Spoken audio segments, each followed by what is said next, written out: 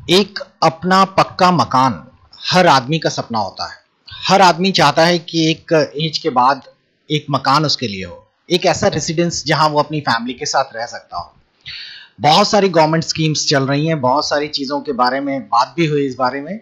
और एक हालिया कुछ दिनों पहले या कुछ साल पहले से गवर्नमेंट की एक आवास योजना प्रधानमंत्री मोदी जी ने शुरू की। बहुत अच्छी स्कीम्स हैं, लेकिन इसके पीछे होने वाले तथ्य को बहुत कम लोग जानते हैं। बहुत सारे लोगों को पता ही नहीं है एक्चुअली स्कीम है क्या।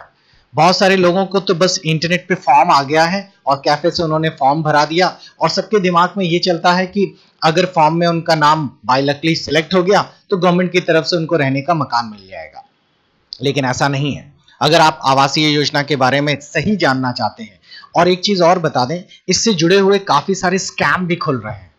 मैं पर्सनली बैंकिंग और फाइनेंस में सबसे ज्यादा इंटरेस्ट रहता हूँ। सबसे ज्यादा मेरे फैमिली के ऑलमोस्ट सभी लोग बैंकर्स हैं और मैं खुद भी फाइनेंस से काफी अच्छा काम करता हूँ। जब मैंने स्कीम के बारे में पूरा डिटेल यूज किया या पता किया और साथ मैंने खुद ही अप्लाई किया स्कीम के अंतर्गत एक अपने फ्लैट के लिए, तब मेरे को इसके सारे लूपहोल्स पता चले। मैं चाहता हूं इस वीडियो के साथ आपको स्कैम के बारे में और इस वीडियो की या इस स्कीम की सच्चाई के बारे में पता चलिए। जरूर देखिए मेरा इस वीडियो। आपका स्वागत है इंस्टीट्यूट ऑफ कंप्यूटर एजुकेशन के चैनल पे। प्लीज आप लोग सब्सक्राइब करिए अगर आपको चैनल और वीडियोस अच्छे लगते हैं।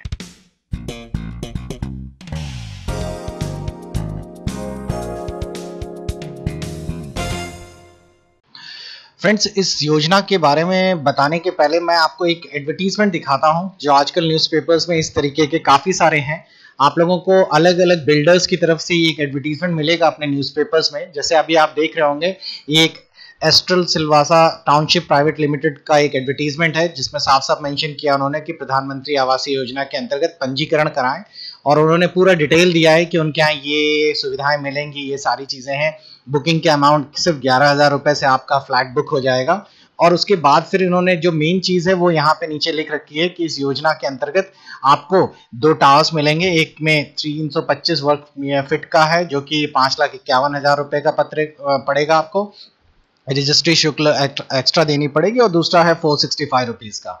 साथ ही साथ उन्होंने कुछ और भी दिया गया है और इन्फॉर्मेशन, वो भी आगे देख लीजिए। उन्होंने लोकेशन भी बताई है कि हमारा यहाँ पे ये प्रोजेक्ट है और ये सारी चीज़ें।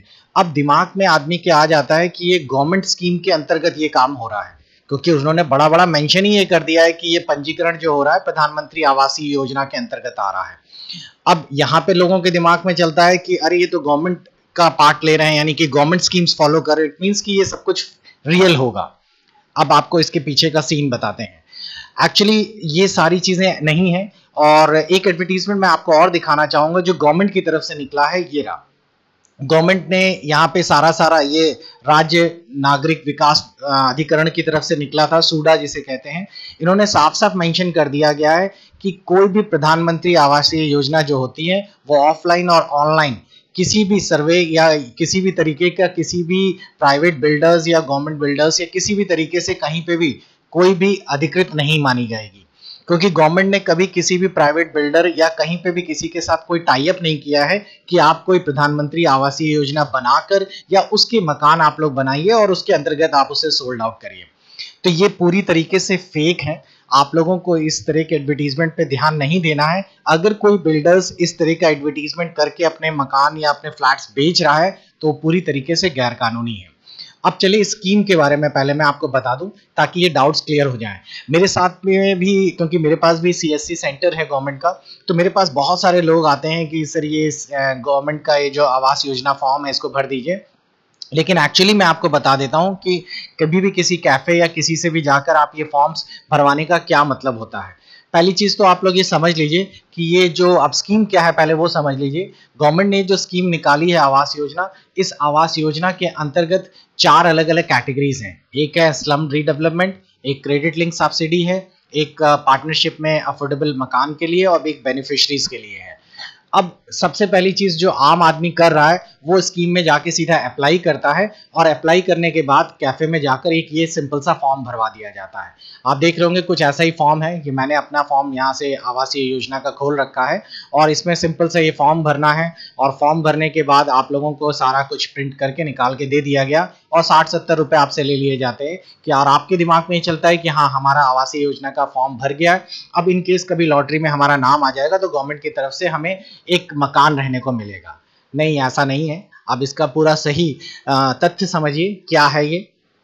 पहली चीज, जो स्लम रीडेवलपमेंट स्कीम्स हैं इसमें गवर्नमेंट अपनी तरफ से खुद ही स्लम के लिए मकान बना रही है और ये लॉटरी सिस्टम से इशू करेंगे, लेकिन ये मकान बहुत छोटे हैं, ईडब्ल्यूएस से भी बहुत सारे छोटे हैं और ये लॉटरी बेसिस पे भी देंगी, लेकिन उस मकान का जो भी वैल्यू होगी उसमें 1 लाख रुपए तक ही उनको मिलेगा, बाकी पैसा डेवलपमेंट या स्लम वालों को अपनी तरफ से लगाना पड़ेगा। दूसरा, अगर आपने कोई ईडब्ल्यूएस और एलआईजी के कोई भी मकान किसी भी गवर्नमेंट से खरीदा है, केडीए, एलडीए या कहीं से भी कोई डेवलपमेंट अथॉरिटी से खरीदा है, तो उस पर 6 लाख रुपए तक का जो भी लोन होगा उस पर आपको सिर्फ 6.5% ब्याज देना पड़ेगा।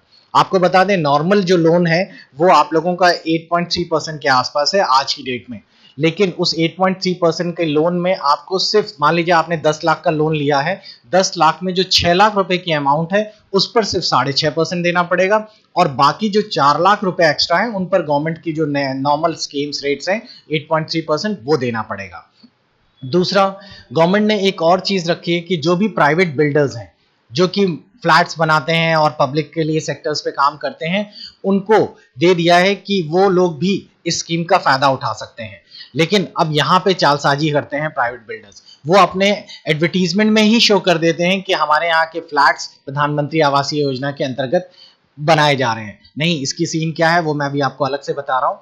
और उसके साथ साथ फिर उन्होंने एक और भी दे दिया गया है कि जो अलग से लोग ले रहे हैं, इंडिविजुअल्स मकान खरीद रहे हैं, उनको 1.5 लाख रुपए तक का बेनिफिट मिलेगा। आपको बता दें ये 1.5 लाख रुपए तक का बेनिफिट आपके वही बेनिफिट है जो कि आपके इंटरेस्ट रेट कम करने से आया है। चलिए पूरी स्कीम को पहले समझ लें क्या है, फिर इसके छोटे छोटे जो लूप होल्स हैं जो गवर्नमेंट ने बहुत ध्यान पे रख के बनाए गए हैं उनको भी समझिए, तब आपको समझ आएगा कि एक्चुअली सीन क्या है, किस तरीके की है ये पूरी स्कीम्स। तो देखते हैं। सबसे पहले मैं आपको बता दूं कि हम लोगों की ये सारी की सारी जो स्कीम्स हैं वो स्क्वायर मीटर के हिसाब से कैलकुलेट हो रही हैं।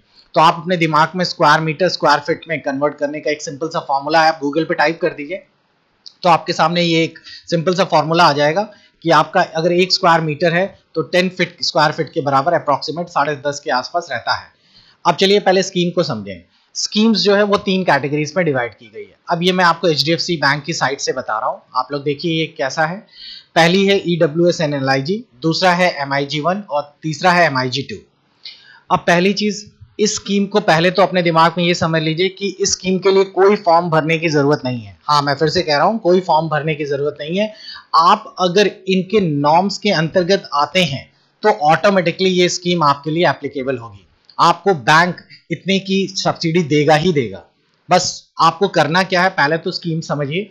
अगर आपने कोई मकान खरीदा है, कोई फ्लैट या कोई कॉलोनीज खरीदी है जो कि ईडब्ल्यूएस और एलआईजी कैटेगरीज में है, और ये चीज सबसे इंपॉर्टेंट है, आपकी सालाना इनकम, आपकी मतलब आपकी अकेले की नहीं, आपकी पूरी फैमिली की जिसमें हस्बैंड वाइफ आ जाते हैं, उनकी सालाना इनकम 6 लाख से कम है तो ही आप स्कीम का फायदा उठा सकते हैं। अब बात आती है कि 6 लाख से कम है, ये कैसे प्रूफ होगा?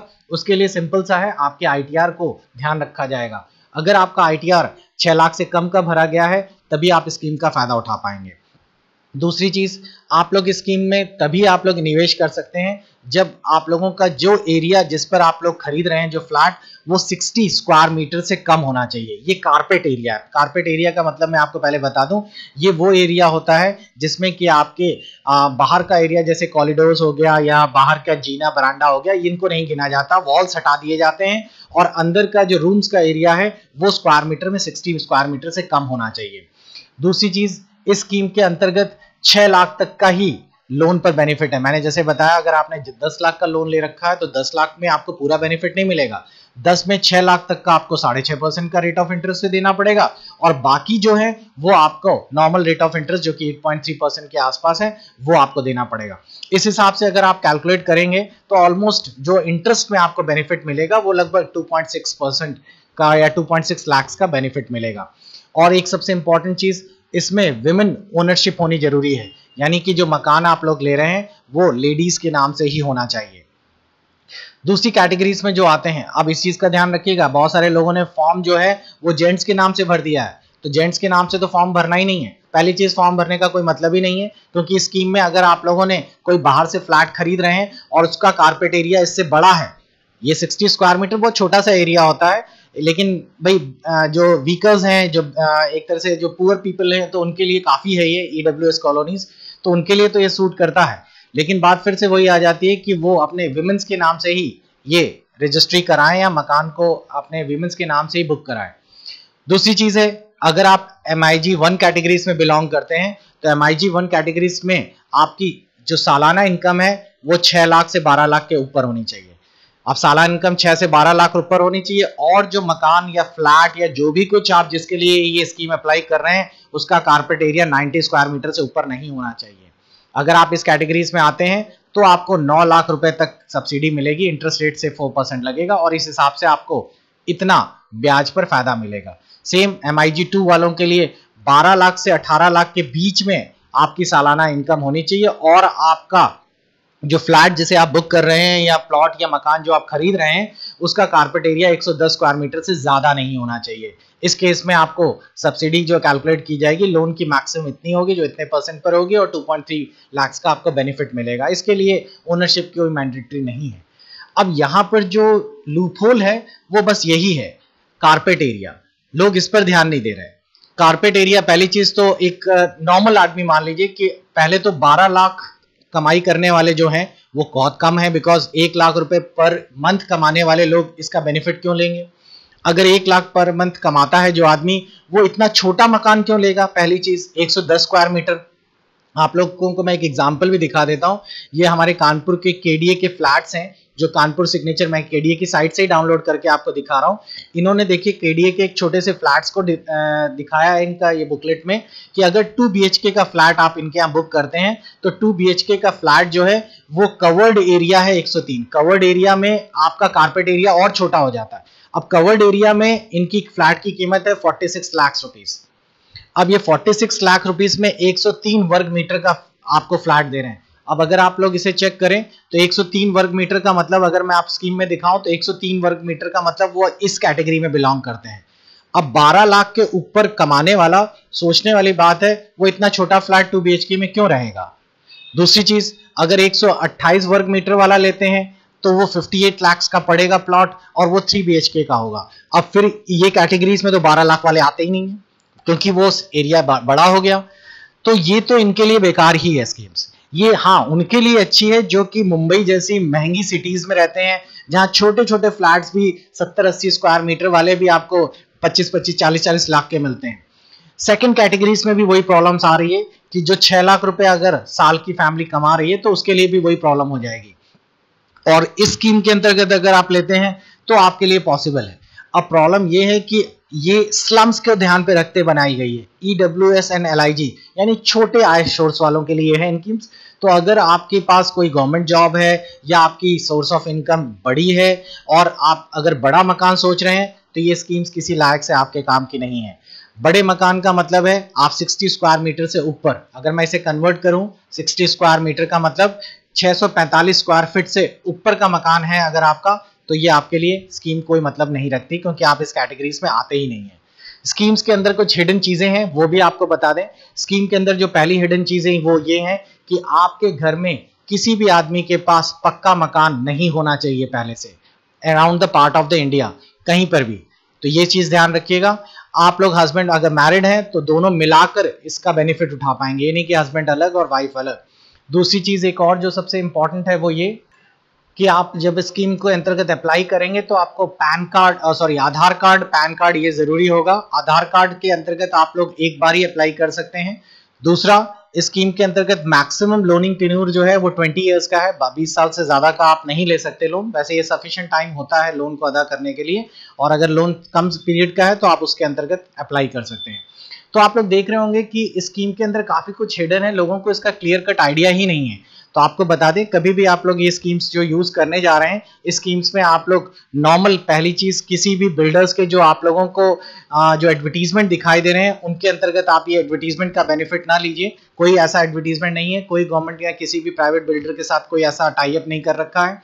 दूसरी चीज, आप लोगों को ध्यान देना है कि स्कीम के अंतर्गत अगर आपको फायदा उठाना है तो आप कारपेट एरिया के अकॉर्डिंगली ही फ्लैट या मकान या प्लॉट बुक करें। कारपेट एरिया क्या मतलब है, आपके पास नक्शा होना चाहिए, और अगर आप इस स्कीम का जो आपके पास इनकम सोर्सेज हैं वो क्लियर कट होने चाहिए। आप कोई भी इनकम सोर्सेज यानी इट मींस आईटीआर हो आपके पास, तभी आप लोग कर पाएंगे। पहली चीज, आपको एक और इंपॉर्टेंट चीज आपको बता दूं, लोगों को ये दिमाग में आ रहा है कि ये हम पहले फॉर्म भर दें और ये सारी चीजें होंगी ना, ऐसा नहीं है। आप नॉर्मल फ्लैट्स खरीदिए, नॉर्मल प्लॉट्स खरीदिए, और जब आप लोन लेने जाएंगे बैंक से, तब बैंक को लोन लेने के बाद, लोन भी अगर आपने बैंक में ले लिया तो कोई दिक्कत नहीं है, तब आप बैंक में बोलिए कि हमें स्कीम का फायदा लेना है। तो बैंक आपसे एक हाउसिंग लोन के साथ साथ एक प्रधानमंत्री की ये स्कीम के अंतर्गत एक सब्सिडी लिंक का फॉर्म देगा। उस फॉर्म को भरने के बाद बैंक अप्लाई करेगा आपके लिए कि आप प्रधानमंत्री आवास योजना के अंतर्गत सही है या नहीं। पहले ये बैंक अप्लाई करेगा गवर्नमेंट में, आप अगर स्कीम के अंतर्गत आते हैं, आपके सारे नॉर्म्स क्लियर हैं, बैंक चेक भी करेगा कि ऐसा नहीं है आपने कारपेट एरिया रफली बता दिया, आपके पास उसके लिए एक रजिस्टर्ड या फिर आपके पास एक अप्रूवल मैप भी होना चाहिए। अगर आपने बिल्डर से लिया है तो बिल्डर आपको एनओसी देगा उसकी। उसके बाद गवर्नमेंट आपके लोन में जो भी बेनिफिट अमाउंट है, जैसे 2.5 लाख या 3.5 लाख, ये बैंक में ऑटोमेटिकली डिपॉजिट कर देगा और आपका लोन उतनी तरीके से या उतने अमाउंट से उसकी सब्सिडी मिल जाएगी। तो ये आप स्कीम बाद में भी ले सकते हैं, ऐसा कुछ नहीं है, बस ये नॉर्म्स आपके अंतर्गत आने चाहिए। आई होप आपको ये काफी कुछ क्लियर हो गया होगा, ये सारे डाउट्स आपके क्लियर हो गए होंगे। फिर भी अगर आपको इससे जुड़े हुए कुछ इन्फॉर्मेशन चाहिए तो आप कमेंट बॉक्स में प्लीज टाइप करिए। वीडियोस अच्छे लगने पे आप लोग प्लीज लाइक करिए, ताकि हम लोग इससे जुड़ी हुई जनरल अवेयरनेस की काफी सारी चीजें आपको बता सकें। Okay, enjoy this video, good bye.